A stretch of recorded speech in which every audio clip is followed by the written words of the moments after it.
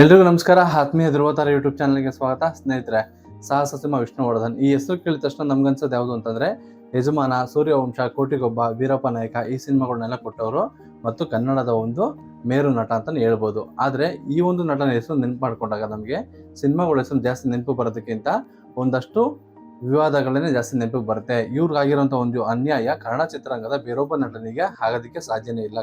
ಹಿಂದೆ ಕೂಡ ಆಗಿಲ್ಲ, ಮುಂದೆ ಕೂಡ ಆಗೋದಕ್ಕೆ ಸಾಧ್ಯ ಇಲ್ಲ. ಅವರ ಒಂದು ನೋವುಗಳು ಯಾವುದು ಅಂತ ಹೇಳೋದಾದ್ರೆ, ಅವರ ಒಂದು ತಂದೆ ನಾರಾಯಣ ರಾವಂತ್ ಅವರ ತಂದೆ ಇರ್ತಾರೆ. ಅವರು ಚಿತ್ರರಂಗದಲ್ಲಿ ಸಾಕಷ್ಟು ಕೆಲಸಗಳನ್ನ ಮಾಡಿರ್ತಾರೆ. ಅವರು ಕೂಡ ಮೈಸೂರವರು. ಅವರು ನಿಧನ ಹೊಂದ್ತಾರೆ. ಅವರ ಮರಣ ಆದ ನಂತರ ಒಂದು ರೋಡಲ್ಲಿ ಮೆರವಣಿಗೆ ಹೋಗ್ತಾ ಇರುತ್ತೆ ಅವರ ತಂದೆದು. ಅಲ್ಲಿ ವಿಷ್ಣುವರ್ಧನ್ ಅವರು ಕೂಡ ಇರ್ತಾರೆ. ವಿಷ್ಣುವರ್ಧನ್ ಅವರು ಇದಾರೆ ಅನ್ನೋ ಕಾರಣಕ್ಕೋಸ್ಕರ ಸಾಕಷ್ಟು ಜನ ಅಭಿಮಾನಿಗಳು ಸೇರ್ಕೊಂಡ್ಬಿಡ್ತಾರೆ. ಯಾವ ಥರ ಅಂತಂದ್ರೆ ಪೊಲೀಸರಿಗೆ ಕೂಡ ಮೇಂಟೈನ್ ಮಾಡೋದಕ್ಕಾಗಲ್ಲ. ಯಾಕಂದ್ರೆ ವಿಷ್ಣುವರ್ಧನ್ ಅವರು ಕನ್ನಡ ಚಿತ್ರರಂಗದಲ್ಲಿ ಆಗಷ್ಟೇ ಬಂದು ದೊಡ್ಡ ನಾಯಕ ಆಗಿರ್ತಾರೆ. ಹಾಗಾಗಿ ಅಷ್ಟು ಜನ ಕ್ರೌಡ್ ಸೇರಿರ್ತಾರೆ. ಆಗ ಏನಾಗುತ್ತೆ ಅಂತಂದ್ರೆ ಆ ಕ್ರೌಡಲ್ಲಿ ಒಂದಷ್ಟು ಜನ ಒಂದು ಕಿಡಿಗಡಿಗಳು ಸಹ ಸೇರ್ಕೊಂಡ್ಬಿಟ್ಟಿರ್ತಾರೆ. ಅವ್ರೇನ್ ಮಾಡ್ತಾರೆ, ವಿಷ್ಣುವರ್ಧನ್ ಅವರು ನುಗ್ಲಾಗಿದ ತಕ್ಷಣ ಆ ಗುಂಪಲ್ಲಿ ಎತ್ತಿ ಕಲ್ಗಳನ್ನ ಎಸಿತಾರೆ. ಒಂದಷ್ಟು ಕಲ್ಗಳು ವಿಷ್ಣುವರ್ಧನ್ ಅವ್ರು ಬೀಳುತ್ತೆ, ವಿಷ್ಣುವರ್ಧನ್ ಅವ್ರ ಮೇಲೆ ಬೀಳುತ್ತೆ. ಇನ್ನೊಂದಷ್ಟು ಕಲ್ಗಳು ವಿಷ್ಣುವರ್ಧನ್ ಅವರ ತಂದೆ ಮೇಲೆ ಕೂಡ ಬಿದ್ದೋಗುತ್ತೆ. ಆಗ ವಿಷ್ಣುವರ್ಧನ್ ಅವ್ರಿಗೆ ಸಾಕಷ್ಟು ಕೋಪ ಬರುತ್ತೆ. ಈ ಜನ ಯಾಕೆ ನಮ್ಮ ನೆಮ್ಮದಿಯಾಗಿ ಇರೋದಕ್ಕೆ ಬಿಡೋದಿಲ್ಲ, ನಾನು ಏನೇ ಒಳ್ಳೇದು ಮಾಡಿದ್ರು ಕೂಡ ಇವ್ರು ಯಾಕೆ ತಪ್ಪು ತಿಳ್ಕೊಂತ ಇದ್ದಾರೆ ಅಂತ ಅಂದ್ಬಿಟ್ಟು ಅಲ್ಲೇ ಜೋರಾಗಿ ಕಿರ್ಚಾಡ್ತಾರೆ. ನಿಮ್ಗೆ ಏನೇ ಅನ್ಯಾಯ ಮಾಡಿದ್ರು ಅದು ನನ್ನ ಮೇಲೆ ಇರಲಿ, ನನ್ನ ಮೇಲೆ ತೀರಿಸ್ಕೊಳ್ಳಿ, ಅದನ್ನ ಬಿಟ್ಟು ನಮ್ಮ ತಂದೆ ಮೇಲೆ ಯಾಕೆ ಕಲ್ಲೆಸಿತಾ ಇದ್ದೀರಾ ಅಂತ ಅಂದ್ಬಿಟ್ಟು ಆಗ ಪೊಲೀಸರು ಸ್ವಲ್ಪ ಎಚ್ಚರಿಕೆ ವಹಿಸಿ ಒಂದು ಲಾಠಿ ಪ್ರವಾಹ ಮಾಡಿ ಆ ಜನಗಳನ್ನೆಲ್ಲ ಚದುರಿಸ್ತಾರೆ. ಅದಾದ್ಮೇಲೆ ಏನಾಗುತ್ತೆ, ಅವರ ಸಿನಿಮಾಗಳು ಬಿಡುಗಡೆ ಆಗುತ್ತೆ. ಆ ಸಿನಿಮಾಗಳೆಲ್ಲ ಸೂಪರ್ ಹಿಟ್ ಆಗ್ತಿರುತ್ತೆ.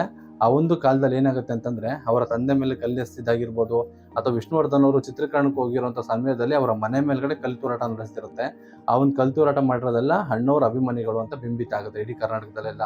ಯಾಕೆಂತಂದ್ರೆ ಅಣ್ಣವ್ರ ಅಭಿಮಾನಿಗಳಿಗೂ ಮತ್ತು ವಿಷ್ಣುವರ್ಧನ್ ಅವರ ಅಭಿಮಾನಿಗಳಿಗೂ ಇದ್ದಂಥ ಒಂದು ಗಲಾಟೆ ಏನಿತ್ತು ಅದು ಗಂಧದ ಗುಡಿ ಟೈಮಲ್ಲಿ ಆಗಿತ್ತು. ಗಂಧದ ಗುಡಿ ಟೈಮಲ್ಲಿ ವಿಷ್ಣುವರ್ಧನ್ ಕೈಲಿ ಒಂದು ರಿವಾಲ್ವರ್ ಇತ್ತು, ಅದರಿಂದ ಒಂದು ಶೂಟ್ ಮಾಡಿದ್ರು ಅಂತ ಒಂದು ಗಾಳಿ ಸುದ್ದಿ ಹಬ್ಬಿಸ್ಬಿಟ್ಟಿದ್ರು ಎಲ್ಲ ಕಡೆನೂ.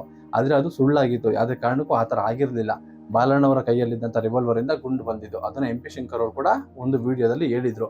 ಆದ್ರೆ ಜನ ಏನ್ ಮಾಡಿದ್ರು, ಆ ಒಂದು ವಿಡಿಯೋ ಅಷ್ಟು ವೈರಲ್ ಆಗ್ಲಿಲ್ಲ ಆಗ. ಯಾಕಂದ್ರೆ ಸೋಷಿಯಲ್ ಮೀಡಿಯಾ ಇರಲಿಲ್ಲ, ನ್ಯೂಸ್ ಚಾನಲ್ ಕೂಡ ಇರಲಿಲ್ಲ. ಹಾಗಾಗಿ ಅಷ್ಟು ಪ್ರಚಾರ ತಗೊಳ್ಳಿಲ್ಲ ಅದು. ಅದಾದ್ಮೇಲೆ ಅಣ್ಣವರಾಗ್ಲಿ ವಿಷ್ಣುವರ್ಧನ್ ಅವರಾಗ್ಲಿ ಎಲ್ಲೂ ಕೂಡ ಮುಂದೆ ಬಂದು ಹೇಳಲಿಲ್ಲ. ಇದೆಲ್ಲ ನಿಮ್ಗೆ ಗೊತ್ತಿರೋ ವಿಷಯನೇ. ಆ ವಿಷ್ಣುವರ್ಧನ್ ಅವರು ಮನೇಲಿ ಇಲ್ದಿರೋ ಟೈಮಲ್ಲೆಲ್ಲ ಬಂದು ಕಲ್ತೂರಾಟ ಮಾಡಿದ್ದೆಲ್ಲ ನೋಡಿ ವಿಷ್ಣುವರ್ಧನ್ ಅವರು, ನನಗೆ ಇವ್ರ ಸವಾಸನೆ ಸಾಕಾಗಿದೆ, ನಾನು ಕರ್ನಾಟಕದಲ್ಲಿ ಇರೋದೇ ಬೇಜಾರಾಗ್ಬಿಟ್ಟಿದೆ, ನಾನು ಹೋಗಿ ಮದ್ರಾಸಲ್ಲಿ ಸೆಟ್ಲ್ ಆಗ್ಬಿಡ್ತೀನಿ ಅಂತ ಅಂದ್ಬಿಟ್ಟು ಹೋಗಿ ವಿಷ್ಣುವರ್ಧನ್ ಅವರು ಮದ್ರಾಸಲ್ಲಿ ಸೆಟ್ಲ್ ಆಗ್ಬಿಡ್ತಾರೆ. ಆಗ ಕರ್ನಾಟಕದ ಒಬ್ಬ ರಾಜಕಾರಣಿ ಏನಿದ್ದಾರೆ ಆಳ್ವ ಅವರು ಕರ್ನಾಟಕಕ್ಕೆ ಮತ್ತೆ ವಾಪಸ್ ಕರ್ಕೊಂಡ್ಬರ್ತಾರೆ ವಿಷ್ಣುವರ್ಧನ್ ಅವ್ರನ್ನ. ಬೇಡ ಬನ್ನಿ, ನೀವು ಕನ್ನಡದಲ್ಲಿ ನಿಮಗೆ ಒಳ್ಳೊಳ್ಳೆ ಫ್ಯೂಚರ್ ಇದೆ, ನೀವು ಚೆನ್ನಾಗಿ ಮಾಡ್ತೀರಾ ಕನ್ನಡ ಸಿನಿಮಾಗಳನ್ನ, ಹಾಗಾಗಿ ನಿಮ್ಮಂಥ ನಟ ಕನ್ನಡ ಬಿಟ್ಟು ಹೋಗ್ಬಾರ್ದು ಅಂತ ವಾಪಸ್ ಕರ್ಕೊಂಡ್ಬರ್ತಾರೆ. ಆದರೆ ಈ ಕಲ್ತೂರಾಟ ಮಾಡಿದ್ರಲ್ಲ ಆ ಗುಂಪು ಏನಿತ್ತು, ಆ ಗುಂಪು ಬಂದು ಅಣ್ಣವ್ರಿಗೂ ಸಂಬಂಧಪಟ್ಟಿದ್ದಲ್ಲ ಮತ್ತು ವಿಷ್ಣುವರ್ಧನ್ಗೂ ಸಂಬಂಧಪಟ್ಟಿದ್ದಲ್ಲ.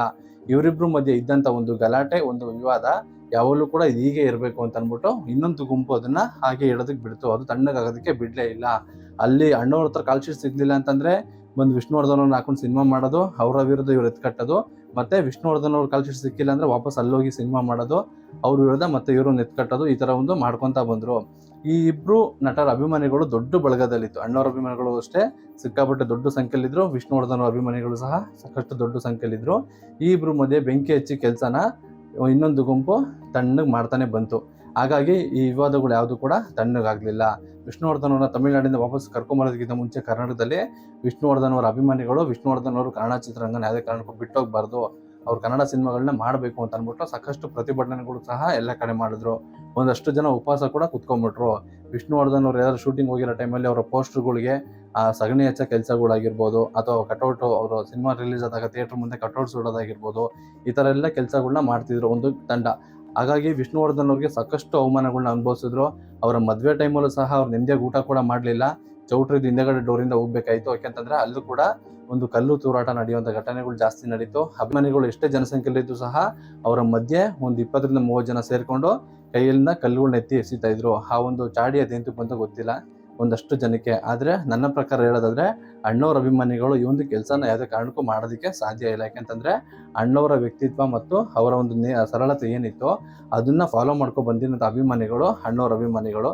ಮತ್ತೆ ವಿಷ್ಣುವರ್ಧನ್ ಸರ್ ಅಭಿಮಾನಿಗಳು ಸಹ ಸಾಕಷ್ಟು ದೊಡ್ಡ ಸಂಖ್ಯೆಯಲ್ಲಿದ್ರು ಸಹ ಅವರುಗಳ ಇಂಥ ಒಂದು ಕೆಲಸಗಳನ್ನ ಮಾಡ್ತಿರ್ಲಿಲ್ಲ. ಈ ಇಬ್ರು ಮಧ್ಯೆ ತಂದಿಡೋಂಥ ಕೆಲಸ ಮಾಡೋದಕ್ಕೆ ಇನ್ನೊಂದು ಟೀಮ್ ಇತ್ತು ಅಂತ ಹೇಳಿದ್ನಲ್ವಾ, ಆ ಒಂದು ಟೀಮೇ ಇದನ್ನ ಮಾಡ್ತಿತ್ತು. ಆ ಒಂದು ಟೀಮ್ ಯಾವುದು ಅನ್ನೋದು ಎಲ್ಲರಿಗೂ ಗೊತ್ತಿರುತ್ತೆ, ನಿಮಗೂ ಕೂಡ ಗೊತ್ತಿರುತ್ತೆ. ಆ ಟೀಮ್ ಯಾವುದು ಅನ್ನೋದನ್ನ ಕಮೆಂಟ್ ಮೂಲಕ ತಿಳಿಸಿ ಅಂತ ಹೇಳ್ತಾ ವಿಡಿಯೋನ ಇಲ್ಲೇ ಮುಗಿಸ್ತಿದ್ದೀನಿ. ಎಲ್ರಿಗೂ ಧನ್ಯವಾದಗಳು.